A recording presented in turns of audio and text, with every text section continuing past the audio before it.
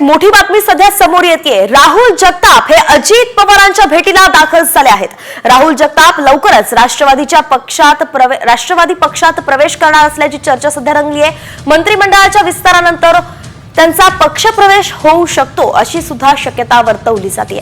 तर श्रीगोंदा इथून बंडखोरी करणारे अपक्ष उमेदवार राहुल जगताप हे जे आहेत ते लवकरच राष्ट्रवादी अजित पवार पक्षात प्रवेश करू शकतात अशी चिन्ह आहेत आणि ते आता अजित पवारांच्या भेटीला दाखल झालेत। आपल्या प्रतिनिधी रुपाली बडवे आपल्या सोबत जोडल्या गेल्या आहेत। रुपाली, काय सांगाल? राहुल जगताप हे थेट श्रीगोंद्यातून त्यांनी बंडखोरी केली आणि त्यानंतर आता ते अजित पवारांच्या पक्षात सामील होण्यासाठी जे आहेत ते त्यांच्या भेटीला पण दाखल झाले आहेत। नेमकं काय खलबतं सुरू आहेत अजित पवार यांच्या पक्षात?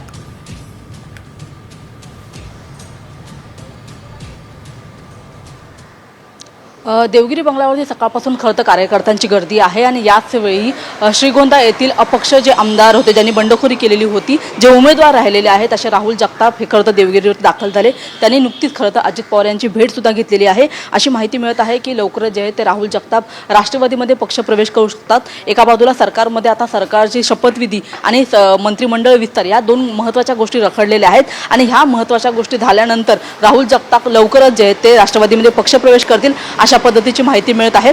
जशा पद्धतीने विधानसभेचा निकाल लागलेला आहे त्या अनुषंगाने बघतो की अनेक जण खरं तर पक्षप्रवेश करतील अशा चर्चा रंगत असताना राहुल जगताप यांनी अजित पवार यांची भेट घेतली आणि त्याच्यामुळे आता ही पुन्हा एकदा चर्चा सुरू झालेली आहे। जी माहिती आपल्याला सूत्रांकडून मिळत आहे त्या अनुषंगाने राहुल जगताप लवकरच जे ते राज्य मंत्रिमंडळाचा विस्तार झाल्यानंतर राष्ट्रवादीमध्ये पक्षप्रवेश करू शकतात। अच्छा, धन्यवाद रुपाली या सविस्तर अपडेटसाठी। तर आपण पाहतोय की श्रीगोंद्याचे बंडखोर उमेदवार जे होते राहुल जगताप ते आता देवगिरीवरती आलेत आणि नेमकं काय घडामोडी घडतात याकडे आपलं लक्ष राहील, त्याची अपडेट घेत राहू।